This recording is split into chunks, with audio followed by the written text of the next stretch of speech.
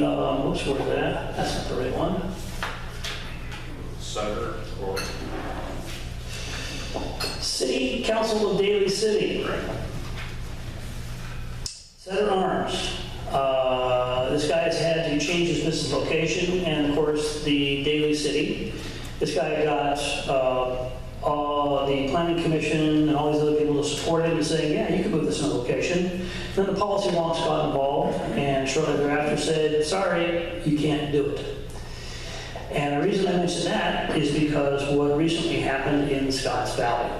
As you may remember from last meeting, the word got out that the city of Scotts Valley was planning an ordinance. There's actually 2 changes to local ordinances having to do with regulation on gun stores in the city of Scotts Valley. And apparently there's 4 of them. Word got around, radio station got involved, et cetera, et cetera. Meeting was held literally a day later. About 60 people were there who talked against it. 2 or 3 talked in favor of it. The city council turned around and said, 5-0, we think we should postpone this, defer it, let's talk about this later, let's vote it down. A week later, under the radar screen, it suddenly passed.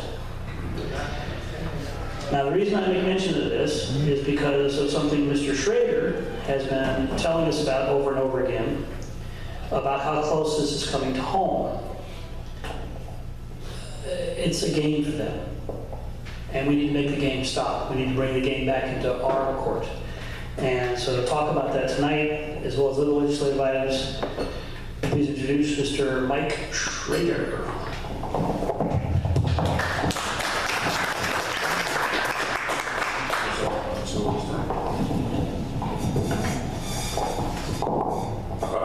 after the break, we'll have a break, I guess, when we get to the,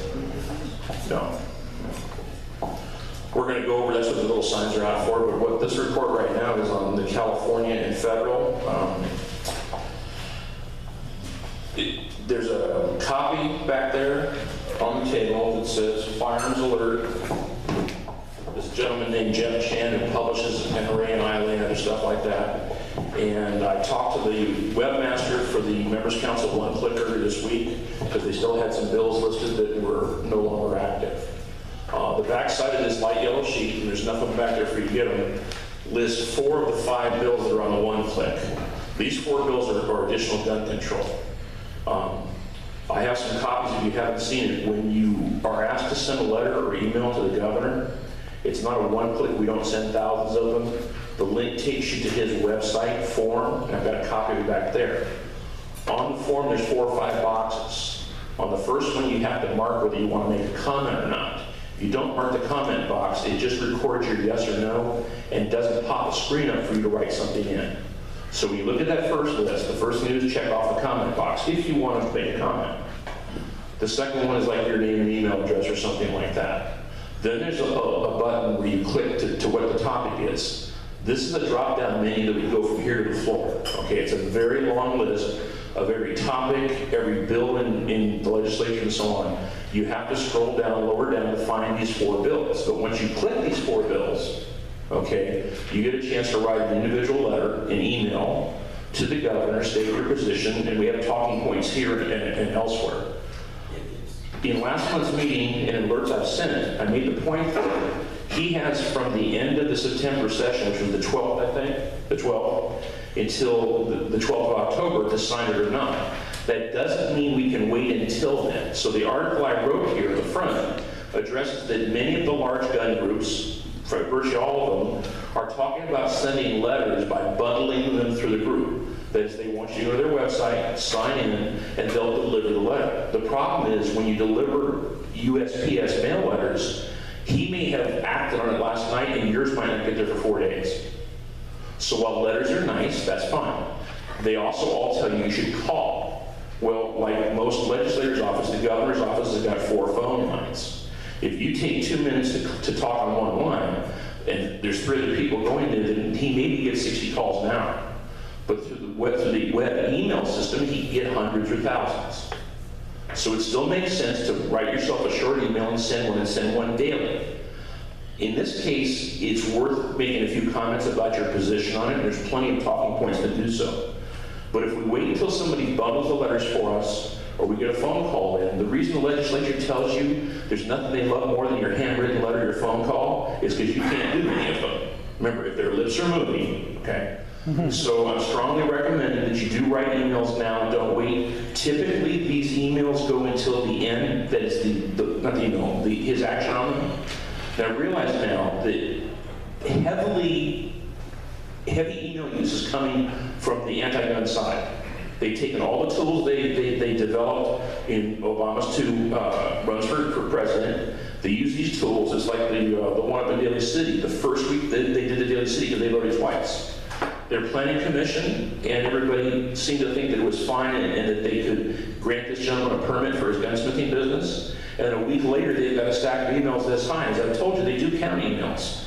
When we used a similar tactic on South San Francisco, which is an adjacent city, 3 years back, when they tried doing the hollow point ammunition ban, with all 4 gun groups protesting, with 2,000 emails and faxes coming to that little city council, they folded like scared rabbits.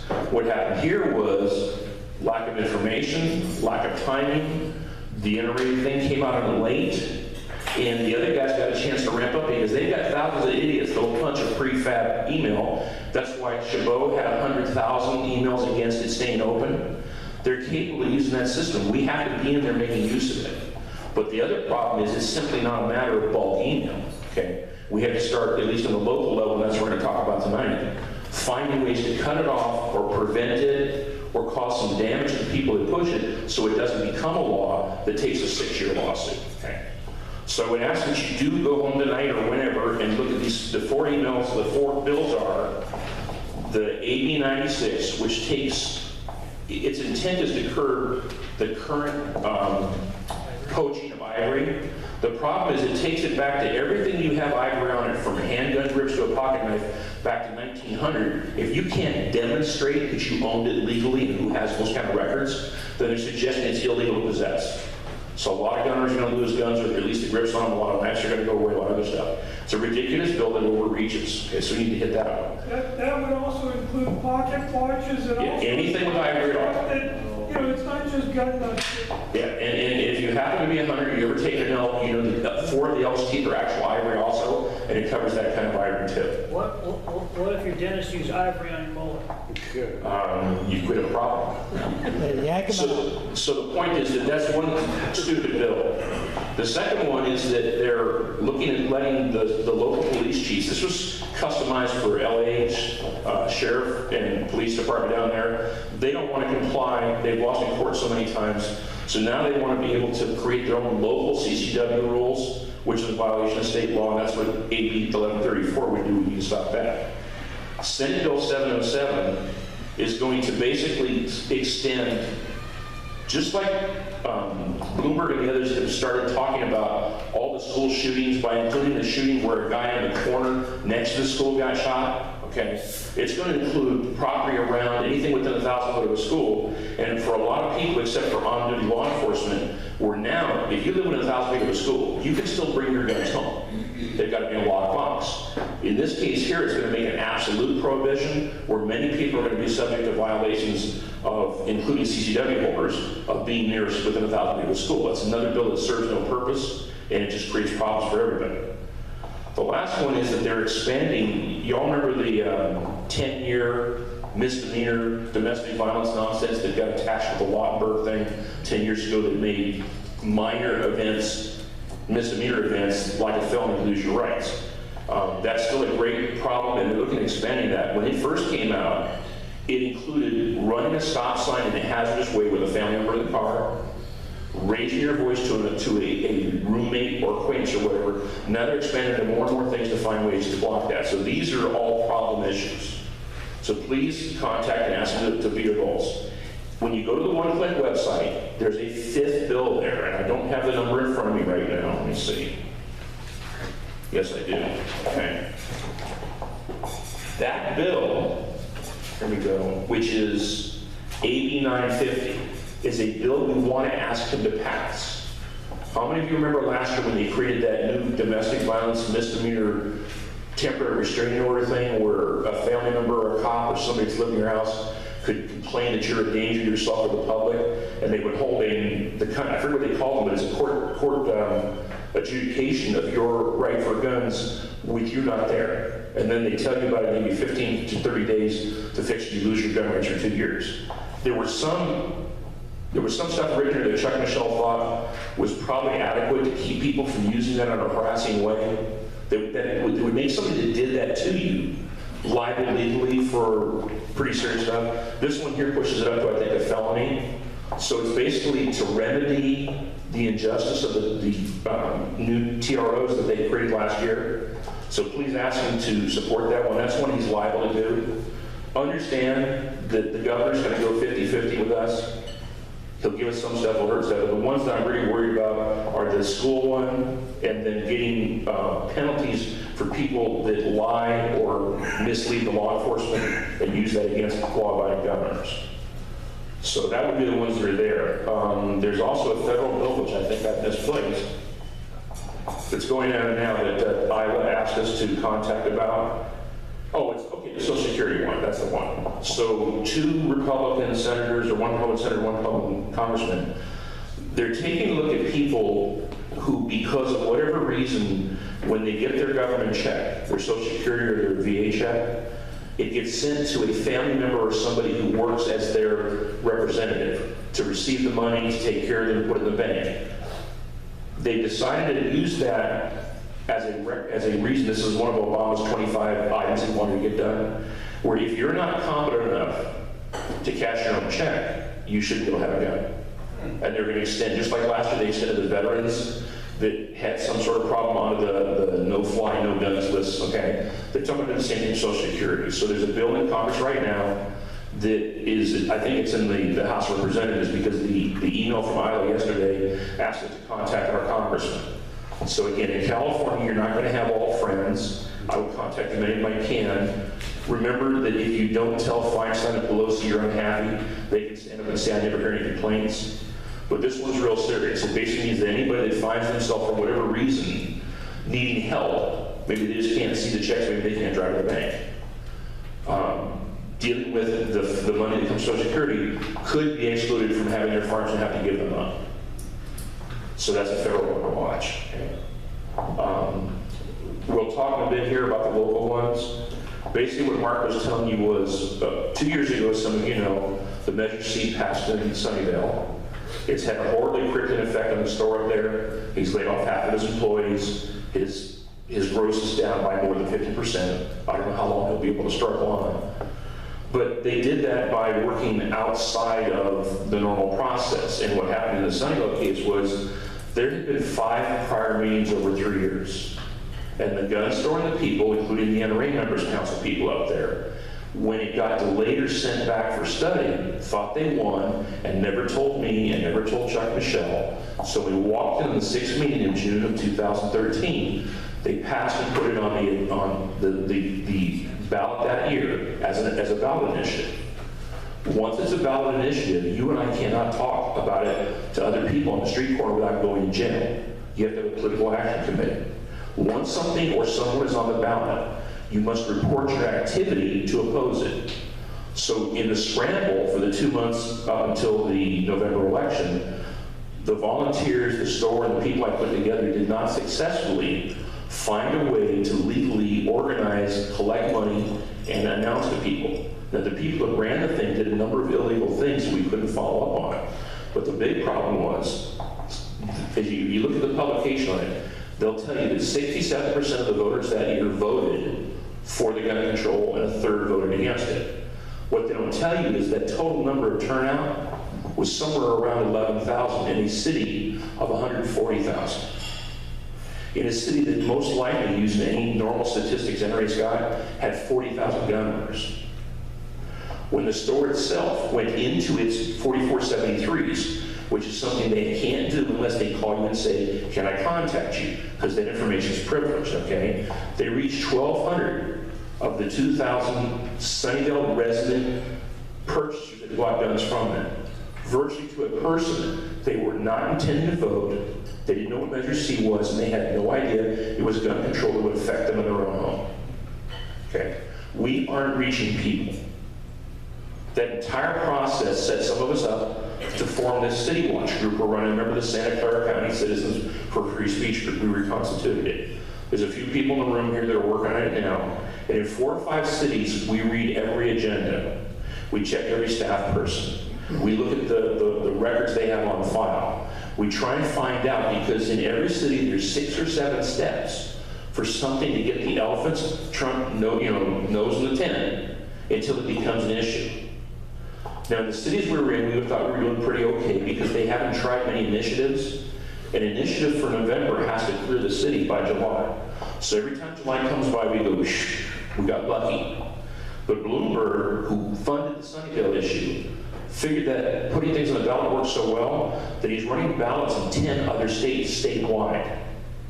Okay, and he's hired up to 10 lobbyists per state. He's spending millions of dollars out there, and what happens locally is built off the same framework of people that do internet complaints and stuff. So they're running strong. So what happened in both Daly City and in Scotts Valley is, in the Scotts Valley case, our volunteers thought we were good. In fact, one of the gentlemen tonight was surprised to find out tonight that they'd taken the second vote.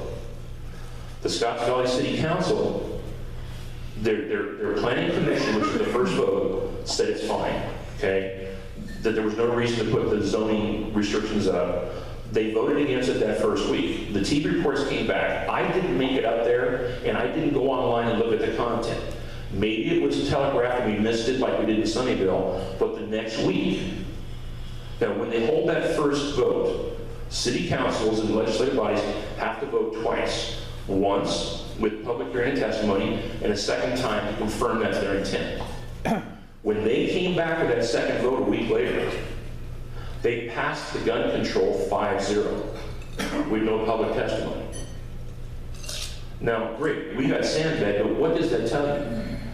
The Brown Act requires notice on a public meeting, but it requires much more than that. We got notice on the first meeting. They took testimony in the first meeting, they closed testimony, and they voted with us. Nowhere in that second meeting I can find did they discuss or have any testimony that would cause them to change their vote, yet they voted 5-0 for gun control. They must have had private meetings. That's an illegal act under the Brown Act. 10 years ago, the Santa Clara County Citizens for Free Speech, that's 20 years ago, excuse me, sued the supervisor of Santa Clara County.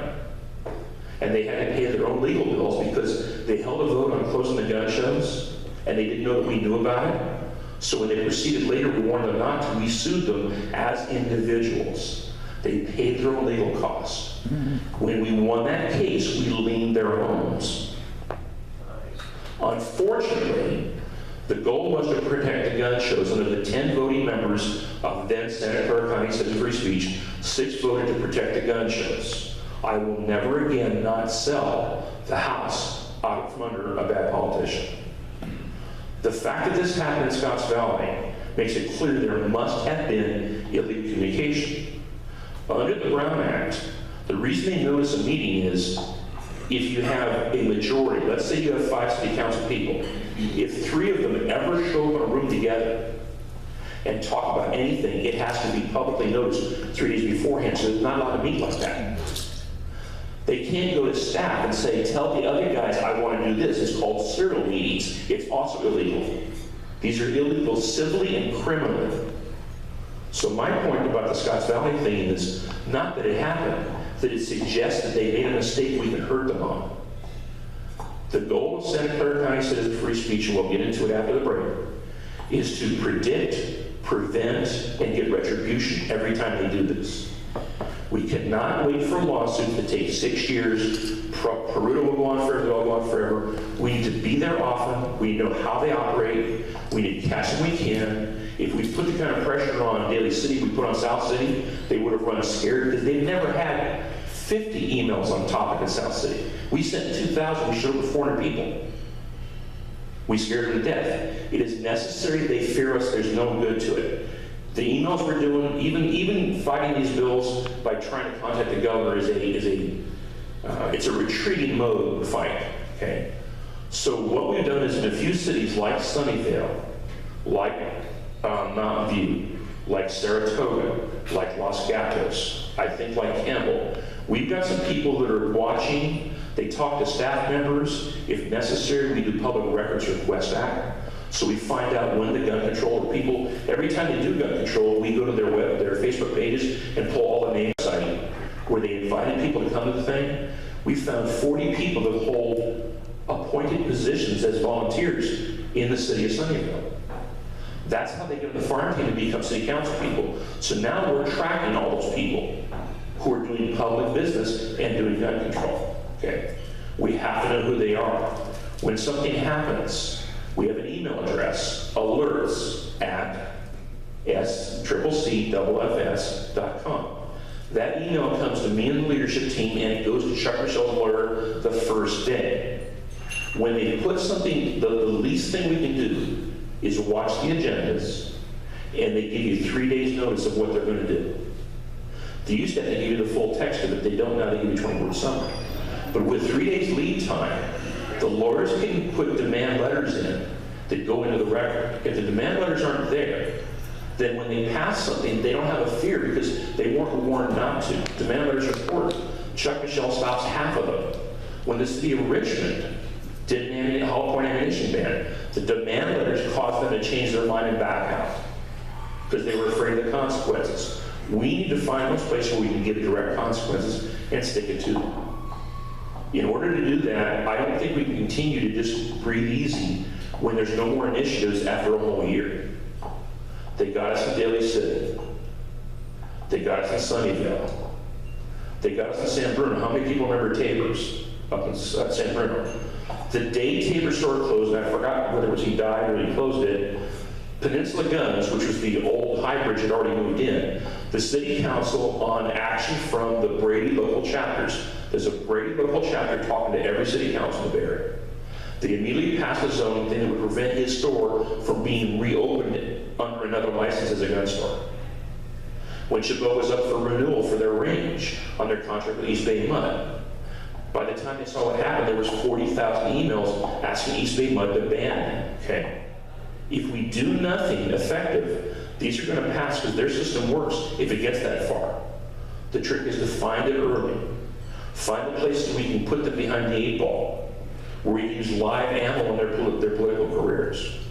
We cannot continue to be surprised. So the core thing we need, which is why all those signs are out, is that we need to have a group in every city that shares the load.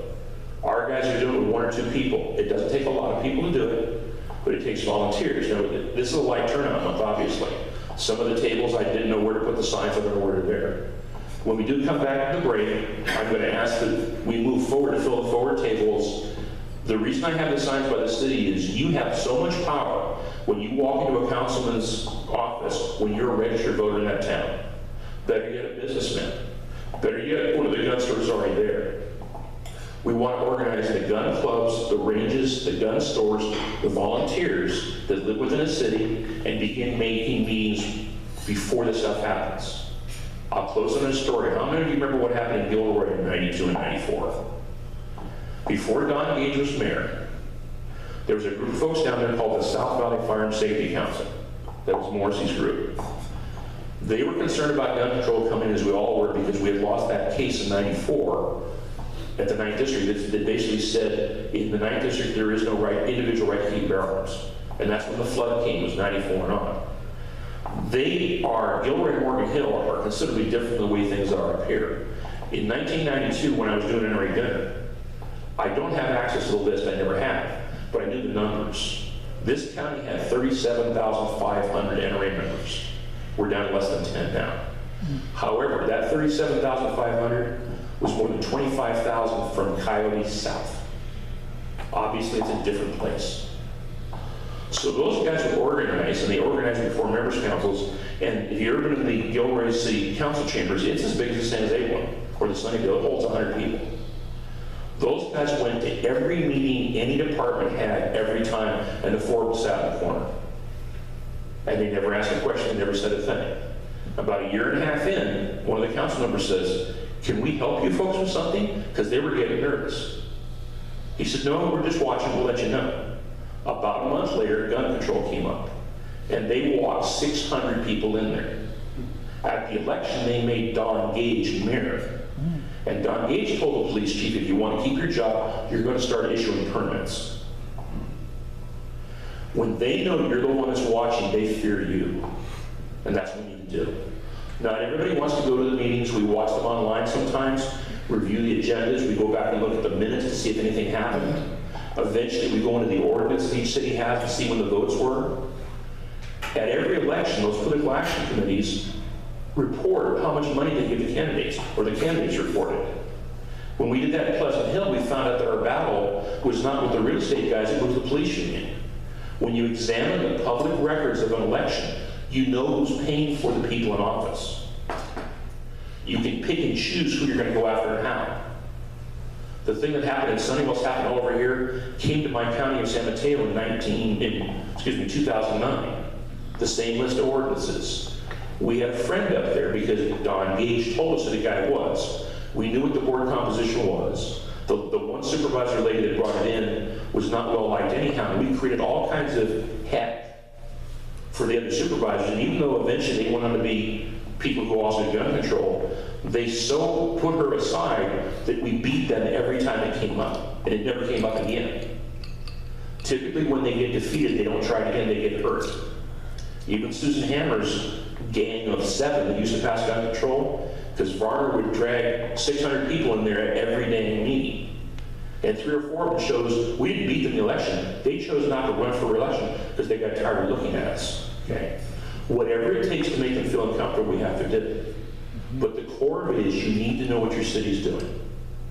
So we're going to explain to you the things you can do, give you some startup help. Right now we only have 4 or 5 cities covered, and a couple of my people couldn't be here tonight. But we'd like to take a look at all the cities that are here. And at least if you've got skills on the internet, most of these people they have an archive system. They've got an agenda system online. They've got searchable minutes where you can look up the word firearm and ammo and find out if they did anything on it.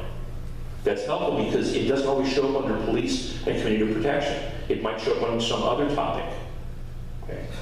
So I know you folks have been asked to do a lot, and the intent, I've got a letter I'm going to pass out to each of you after the break about what we're doing and how, and we don't hold it against anybody that doesn't want to be public or doesn't want to speak on the phone or whatever, but if a few of you can get together for a beer every now and then in your town and make sure that your meetings go watched, and that Chuck, Michelle, and us find out 3 days beforehand, we can begin to put something together.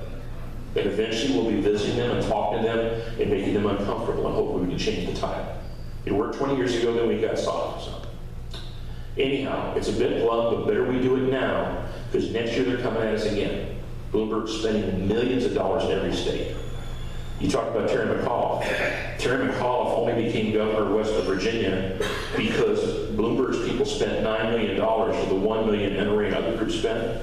They outspent us 9 to 1 to get him elected because he's a horrible piece of trash. Okay? But with enough money, look at what happened in the state of Washington. Are you not amazed? They passed that universal registration bill. NRA and SAF both acknowledged they didn't do enough talking to people. They thought it wouldn't happen. He pushed it publicly, just like the Sunnyvale thing got pushed publicly. We didn't reach gun owners. Universal registration, they're selling it, is not about stopping gun violence or any of the problem. If I take a student, I'm an instructor, to the range to shoot one of my guns, universal registration means I need a 10-day leave. In order to let him shoot my gun, I have to transfer it to him. And then I have to transfer it back. And except for direct family members, the universal registration means that you can't loan anybody a gun, you can't take anybody shooting, okay? And you do paperwork every time. It's meant to stifle us. It's as bad as the ammunition registration problem. You heard tonight that Stephen Carroll, who reopened High Bridge Arms and kept it running, the reason he closed was they passed a law that requires him to videotape gun and ammunition transactions. The gun transactions require a court order, just like the 4473 does. But just like in Sunnyvale, once your name gets in public record as having bought the ammo, okay, it's public domain and can be gotten by the gun control people. They're trying to intimidate us out. And Stephen Carroll bravely, like Ronnie Barrett said, I will not do that. Okay, the guy in Sunnyvale, he's collecting the information, but the way they wrote the ordinance, there's no lawful way for them to take the information out of the store. And he will not let them do that.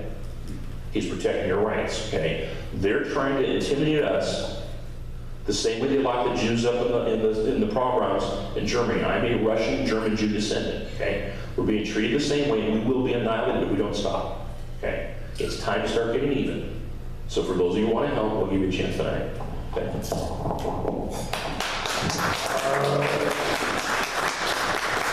Let's take